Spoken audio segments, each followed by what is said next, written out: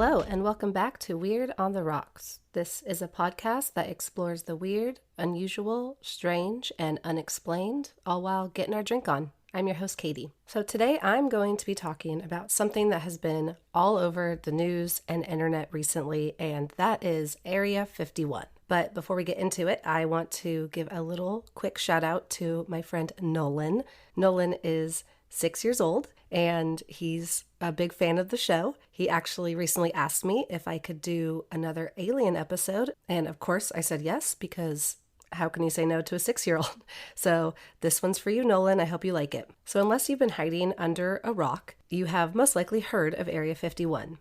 About 2 months ago, a man named Matty Roberts created a Facebook event called Raid Area 51 as a joke, but the event got lots of online attention, and currently it says that 1.9 million people have registered as going to this event on Facebook, which will take place on September 20th. And although the majority of these people are also joking and just playing along with this guy, there actually seem to be some people who are serious about this. The creator, Matty Roberts, is now somewhat worried that this might actually take place and that people will show up, and he's concerned about people's safety. He actually did an interview with Time Magazine a few weeks ago where he suggested that instead of a raid, they put together a music festival. He said, "I want to have a bunch of different musical artists, everybody from the EDM world, and then maybe some indie rock, maybe some smaller guys that are up and coming. I've had a lot of people DMing the page saying their bands want to play there, which would be super cool." He also said he's in the talks with hotels and vendors from Rachel, Nevada, which is the town nearest to Area 51. And Area 51 themselves have actually put out a statement telling people, do not come here. Area 51 has extreme safety precautions, and they're basically saying if you come here, we will shoot you. You will get hurt. Don't try it. So whether or not any of this actually takes place, my guess is it won't. This whole raid proposal has lots of people talking about Area 51. So today I'm going to cover what exactly Area 51 is and why there is so much mystery and secrecy surrounding it. As always, you can find the show on Instagram and Facebook at Weird on the Rocks Podcast, and the website weirdontheRocks.weebly.com. Please subscribe to the show wherever you're listening now and rate and review on Apple Podcasts. I would really appreciate it. And before we get into the good stuff today, I want to share this week's beverage of choice. Today I am drinking a delicious peach daiquiri, which has fresh peaches, rum, lime juice, sugar, and ice. It is so good. Again, this is something that is delicious on a hot day. My husband and I just had some yesterday when we were sitting out by the pool. And I recently saw a friend who was telling me, I always say these drinks sound good outside next to the pool, but it's true. I love refreshing, bubbly, fruity drinks. So I'm thinking in the fall and winter, I'm going to have to switch it up a little bit and drink not fruity cocktails. But I can't help it. I'm just a big fan of day drinking out in the sun and lounging around with a cocktail. What can I say? All right, well, cheers and let's get weird.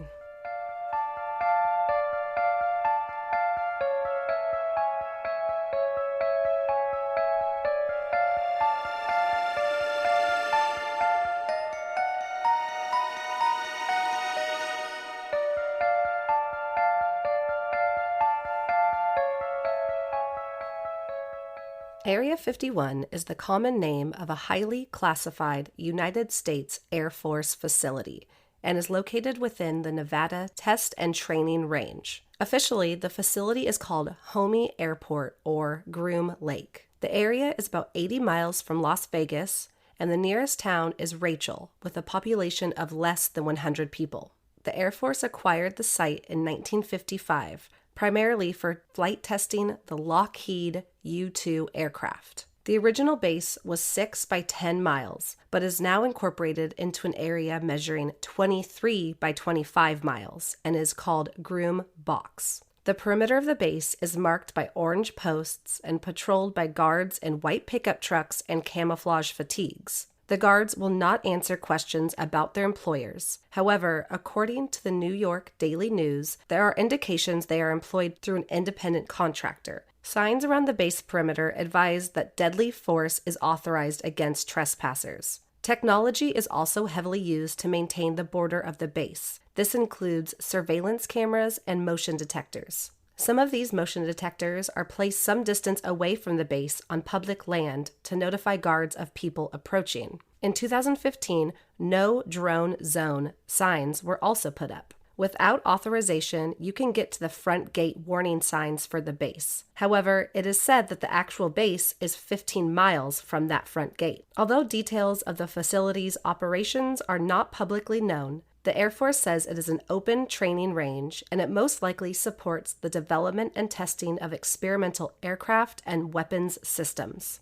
The airspace above Area 51 is known as R-4808N and is restricted to all commercial and military flights not originating from the base itself. And each plane from the base uses the word Janet, followed by 3 digits as a call sign to the airport's control tower. Knowingly flying into the airspace is a serious offense, and pilots can face a court-martial, dishonorable discharge, and time in prison as a result. Area 51 got its name from old maps of the Nevada test site that defined the area around Groom Lake as Area 51. Due to the high level of secrecy surrounding Area 51, there are many conspiracy theories in regards to what is actually happening behind those walls. Although the base has never been declared a secret base, all research and occurrences within Area 51 are considered top secret and sensitive compartmented information. The CIA publicly acknowledged the existence of the base for the first time on June 25, 2013, and they declassified documents detailing the history and purpose of Area 51.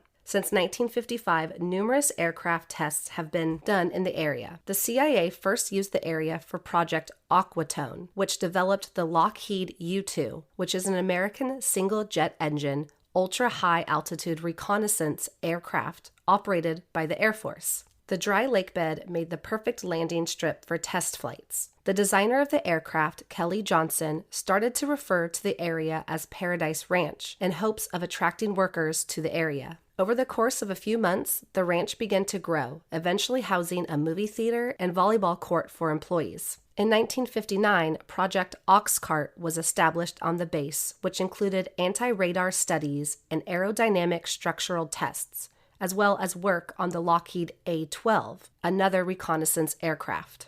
By 1960, the base began to be widely known as Area 51. Around this time, construction also increased. Some new things that were built were bigger landing strips, upwards of 10 Navy hangars, a fire station, and a recreation area including a pond, gymnasium, and baseball diamond. In January 1962, the Federal Aviation Administration expanded the restricted airspace in the vicinity of Groom Lake, and the lakebed became the center of 600 square mile addition to the already restricted air zone. Other aircraft tests done at the base include designing and testing of D-21, a high-speed, high-altitude drone aircraft, the SR-71 Blackbird, and the F-117 Nighthawk stealth fighter.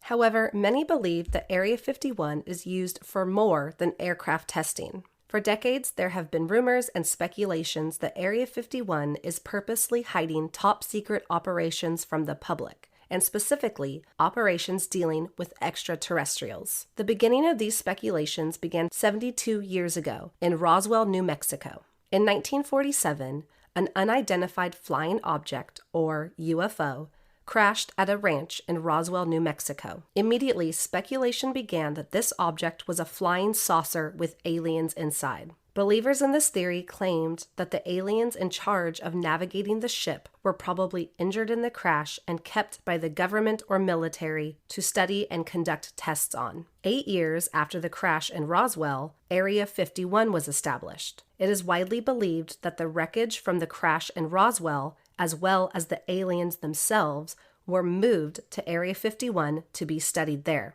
Several decades later, the U.S. military finally addressed the crash, stating that it was a nuclear test surveillance balloon from Project Mogul. However, many do not believe this and think that something else happened and that Area 51 is the site of extraterrestrial testing to this day. In fact, a public poll done by CNN in 1997 that is still available online states that 80% of people at the time believed that the government is hiding knowledge about the existence of extraterrestrials from the public. Since the crash in Roswell and the creation of Area 51, numerous people who claim to have inside information have come forward. In 1980, a book titled The Roswell Incident, written by Charles Berlitz and William Moore, was published. In this book, the authors included interviews from 90 people who claimed to have seen debris from the Roswell crash or actual aliens. Those interviewed for the book had claims such as they saw the UFO get struck by lightning, then crash. They found debris that was nothing like the material of a weather balloon like the government claimed, and that they saw a dead alien body.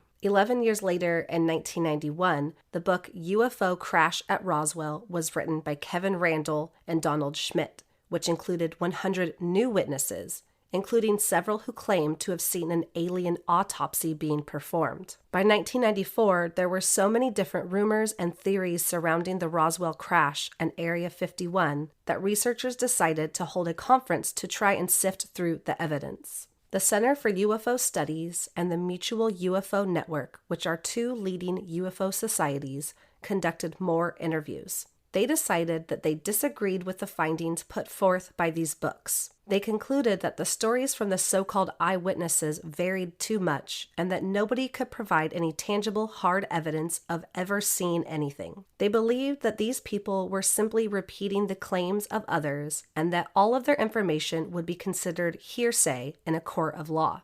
They also found that many of the witnesses were of old age, and some did not seem mentally coherent enough to properly remember. After this conference was held, the Office of the United States Secretary of the Air Force was forced to conduct an internal investigation. The result was summarized in two reports. In the first report, they found that the debris recovered from the Roswell crash was most likely material from the weather balloon that was part of Project Mogul. The second report, released in 1997, concluded that reports of recovered alien bodies were likely a combination of innocently transformed memories of accidents involving military casualties with memories of the recovery of anthropomorphic dummies in military programs such as the 1950s Operation High Dive, mixed with hoaxes perpetrated by various witnesses and UFO proponents. So basically, they said that the eyewitnesses were getting military memories mixed up with stories they had heard, and therefore accidentally creating false memories of things that never really happened.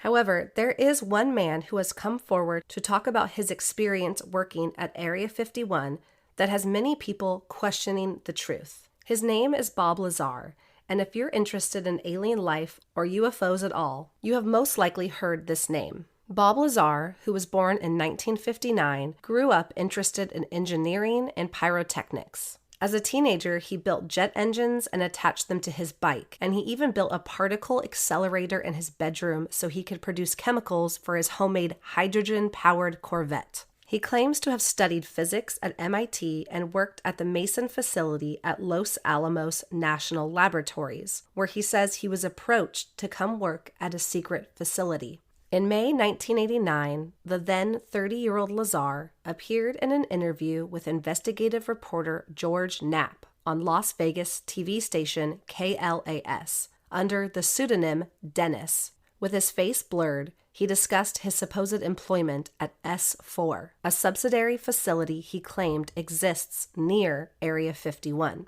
He said the facility was adjacent to Papoose Lake, which is located south of the main Area 51 facility. He claimed the site consisted of camouflaged aircraft hangars built into a mountainside that, when looking at them with the naked eye, appeared to be rock, but actually opened up into hangars housing alien aircrafts. Lazar said that his job was to help with the reverse engineering of one of 9 flying saucers. Bob claims one of the flying saucers, the one he coined the Sport model, was manufactured out of a metallic substance similar in appearance and touch to stainless steel. He said that the craft was fueled by atomic element number 115, moscovium, which didn't actually exist. However, in 2003, 14 years after Bob Lazar first spoke of moscovium, It was discovered by scientists and added to the periodic table of elements. He said that the use of this element allowed the craft to create anti-gravity waves, which has never been seen before on Earth, and something that humans still have not been able to replicate.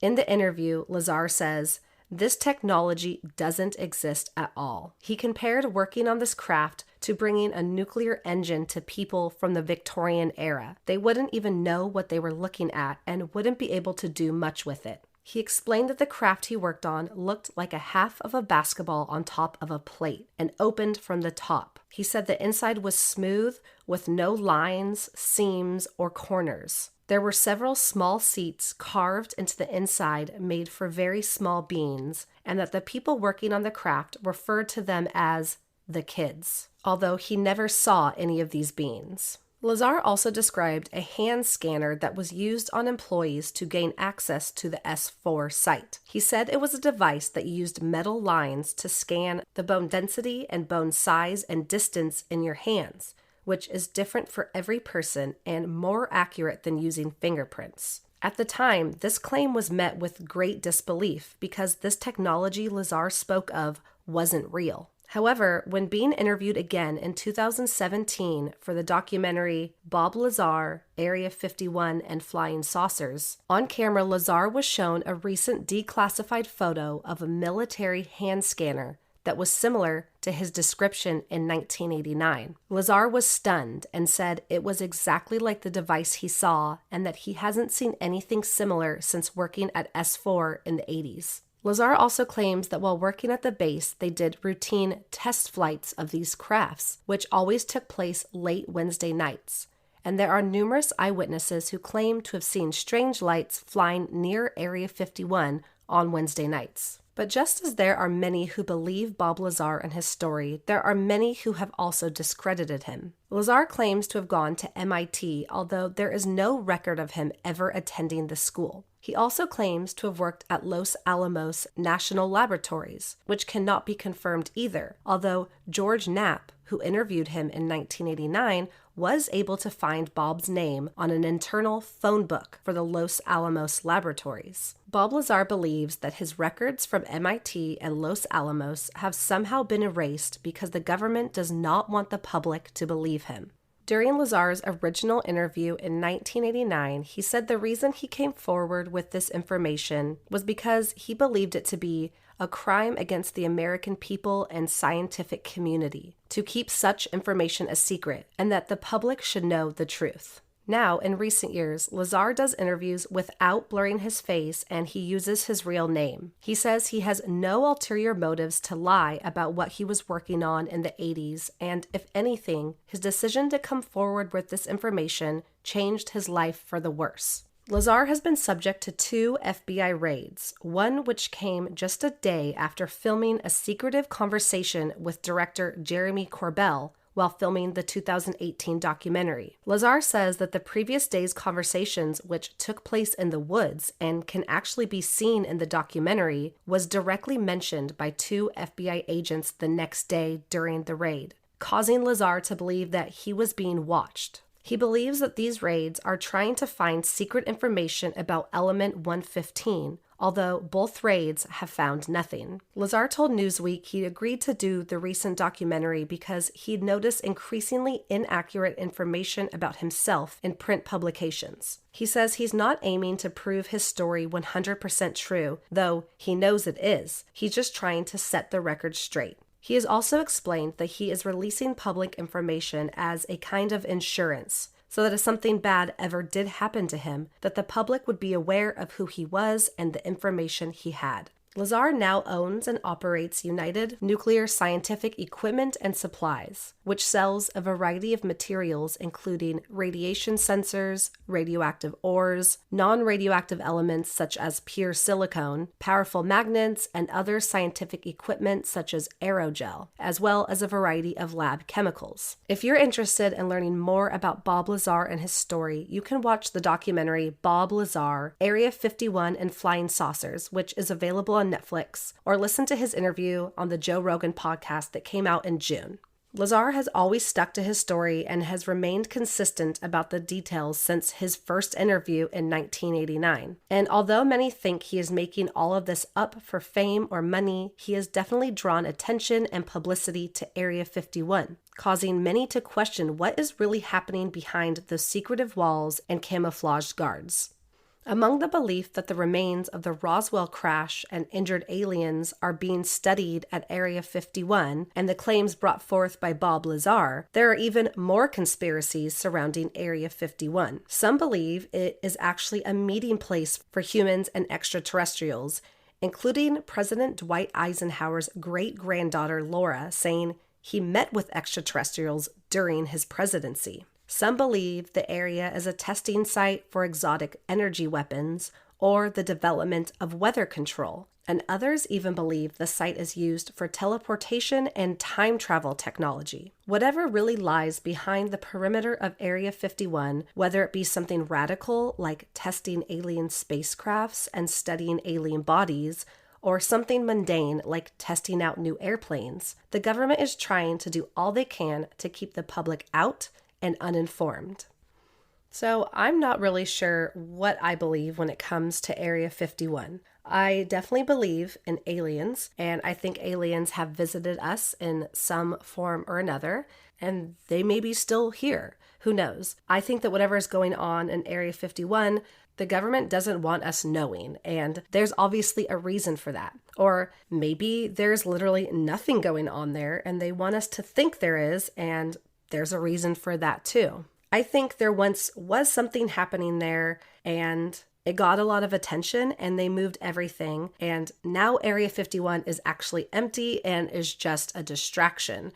And they don't want people going there or flying over because they would see that there's nothing happening. I think once Area 51 got attention, and especially after Bob Lazar came out with his information, I think that they moved things somewhere even more secretive, like maybe to another country, and that Area 51 is just a distraction from something bigger that is happening. Maybe in 20 years, we will discover the new base, and then they'll move things again, and it'll keep going because whatever's happening, they don't want us to know. I definitely wouldn't put it past our government to hide something important from us, especially because they probably are scared of creating mass hysteria. If they came out and said, yes, there are aliens at Area 51, it would be absolute mayhem and people would be scared. So in a way, I understand why they want to keep these things top secret. I also don't know how I feel about Bob Lazar's story. If you've seen interviews with him and seen him talk or watched the latest documentary, it's hard not to like this guy, and I want to believe him. The way he talks and carries himself, he seems really trustworthy, and he's said before he isn't making a lot of money off this stuff, and he seems like a normal, credible guy living a normal life. But there isn't any physical evidence to substantiate his claims, which is problematic. I do hope that someday something will maybe come out to prove that he's telling the truth, because I think his story is really cool. And I love the idea of there being an alien spacecraft at Area 51 and that an alien spacecraft really did crash at Roswell. I mean, how cool would that really be? I also hope that maybe someday someone or an organization or something will be able to get into Area 51 or obtain something from inside that can tell the public what's really going on and expose the truth. I mean, there have never been any guards or employees or anyone other than Bob Lazar who has come forward. So either there's absolutely nothing going on there, or they're making these people probably sign serious contracts before they are employed there saying, if you come out with public information, we will find you and we will kill you or, ruin your life in some way. But I really want to know what you guys think on this. I feel like more so recently, there has been so much speculation and talk of Area 51. There are memes and videos, and it's kind of going viral again and blowing up. Do you guys think there's something really going on there? Do you think nothing is happening? I really want to know. There's so much information out there. I wasn't able to cover even probably a quarter of it. So I encourage you to do your own research and really dive deeper into this and see for yourself what you think. And let me know. I want to talk about this. You can find me on Instagram and Facebook at Weird on the Rocks Podcast and my website weirdontheRocks.weebly.com. So come chat with me and let me know your thoughts. And until next time, cheers and stay weird.